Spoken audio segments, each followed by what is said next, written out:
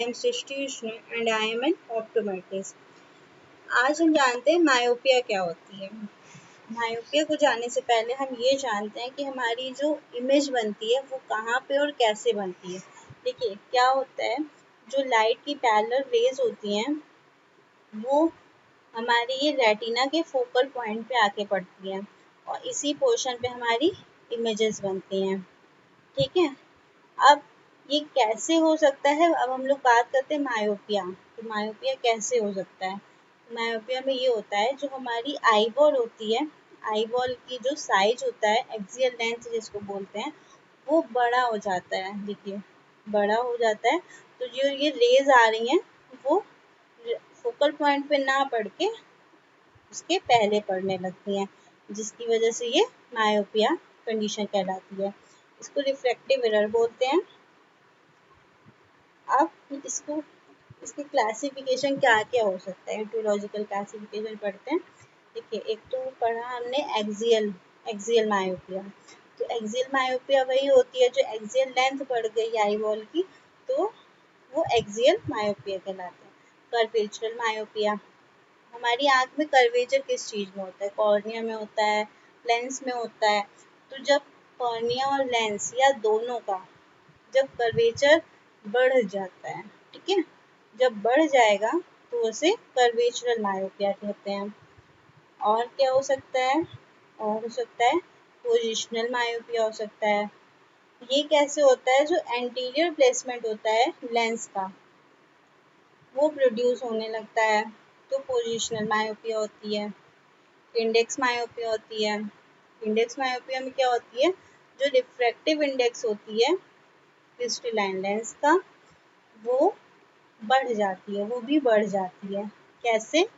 हमारी आँख में जो लेंस होता है उसमें न्यूक्लियर स्क्लेरोसिस होने लगती है, मतलब बहुत ज़्यादा न्यूक्लियर पोर्शन बनने लगता है।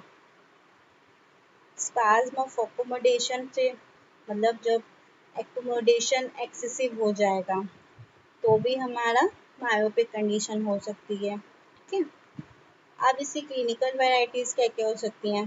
देखिए क्या होता है, कुछ को तो कंजेनाइटल होता है। कंजेनाइटल मतलब जो जन्मजात होता है, ऐसे उनको भी मायोपिया होती है। सिंपल होती है, डेवलपमेंटल होती है, डेवलप हो रही है, बच्चों से ही डेवलप होने लगती है।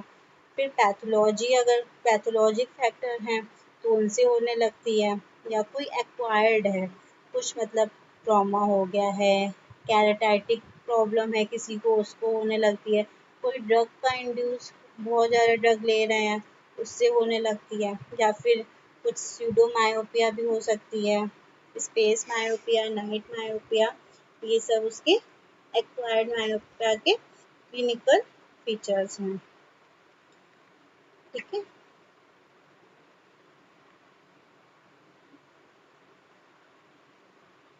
देखते हैं।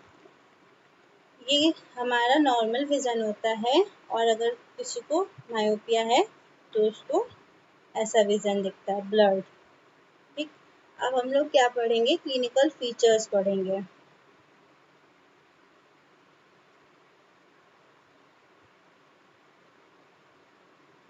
क्लिनिकल फीचर्स में हमारे सिम्टम्स आएंगे पहले। तो सिम्टम्स में क्या होता है? डिफेक्टिव विज़न, मतलब ब्लर्ड होगा विज़न, फ्लोटिंग भी दिखती है कभी कभी, नाइट ब्लाइंडनेस होने लगती है। तो ये सब हमारे, ये देखिए डिफेक्टिव डिफेक्टिव विज़न होता है इसकी वजह से। ये जो हमारा विट्रस होता है इस पे ये फ्लोटर्स आने लगते हैं, इसलिए समटाइम्स वो फ्लोटर्स भी दिखते हैं। साइंस क्या होंगे? साइंस जो होगा, वो जो आई बॉल होता है, हमने बोला ना एक्सियल लेंथ बढ़ जाती है, तो ये बहुत ही इम्पोर्टेंट टर्म है इन मायोपिया और हाइपरमेट्रोपिया। मतलब कोई भी रिफ्रैक्टिव एरर है तो ये एक्सियल लेंथ का बहुत बड़ा रोल होता है। वो, अब इसमें मायोपिया में इसका क्या रोल है? तो जब एक्सियल लेंथ बढ़ती है तो जाहिर सी बात है कि इलॉन्गेशन ही हो जाएगा आई बॉल का। ठीक है, फिर वो पोस्टीरियर पोल पर और उसी के आसपास के सराउंडिंग एरियाज पे अफेक्ट करने लगेगा। जो कॉर्निया होती है, जब उसका कर्वेचर बढ़ेगा तो जाहिर सी बात है कॉर्निया भी बढ़ ही जाएगी। एंटीरियर चैम्बर वो डीप होगा, क्योंकि जब साइजेस बढ़ रहे हैं लेंस का कॉर्निया का, तो फिर एंटीरियर चैम्बर भी डीप होने लगता है। और जो प्यूपिल होती है वो स्लाइटली लार्ज रहती है मायोपिक पेशेंट में, और स्लगिश हो जाती है, लाइट के कांटेक्ट में स्लगिश दिखती है हमको।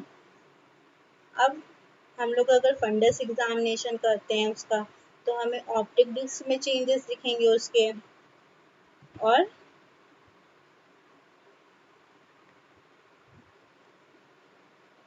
ये देखिए, ये चेंजेस उसको न्यू वेस्टलाइजेशन होने लगेगा, हेमोरेजेस होने लगेंगे, विट्रस हेमोरेजेस होने लगेगा, ये सब चीज़ें उसके ऑप्टिक डिस्क में और पोस्टीरियर पोल में चेंजेस होने लगेंगे। ठीक है, रेटिना जो है वो डिजनरेटिव होने लगेगी। फर्स्ट स्पॉट दिखता है, ये देखिए, ये जो है फर्स्ट स्पॉट होता है। ठीक है, जो कि डार्क होता है, रेड कलर का है, सर्कुलर है। ये इसमें है फंडस एग्जामिनेशन में, हम ये सब साइंस में देखेंगे किसी मायोपिक पेशेंट में।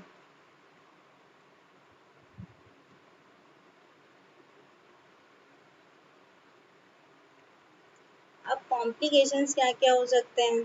कॉम्प्लिकेशन में जब हमारी ये रेटिना पे इफेक्ट करता है मायोपिया, तो हमें रेटिनल का भी मतलब रेटिना के डिटैचमेंट भी हो सकता है। डिटैचमेंट में क्या होता है, रेटिना की जो एपिथेलियम लेयर होती है वो रॉड एंड कोन्स बाकी की 9 लेयर्स से अलग हो जाती है।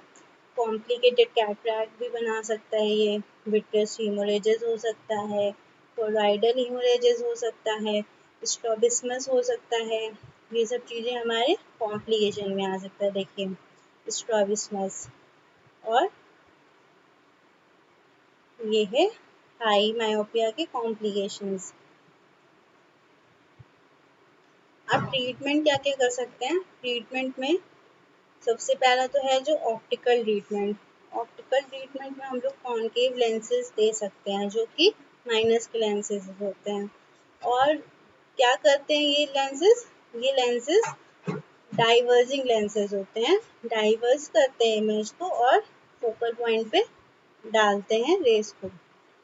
कौन सी रेस को? पैरेलल रेस को। हम लोग कॉन्टेक्ट लेंसेज दे सकते हैं, स्पेक्टिकल्स, कॉन्केव लेंसेज किसमें? इन अ फॉर्म ऑफ स्पेक्टिकल्स और कॉन्टेक्ट लेंसेज। सर्जिकल ट्रीटमेंट वो ऑप्टिकल का ट्रीटमेंट था, ये सर्जिकल ट्रीटमेंट में हम लोग क्या कर सकते हैं? सर्जरी कर सकते हैं पेशेंट की।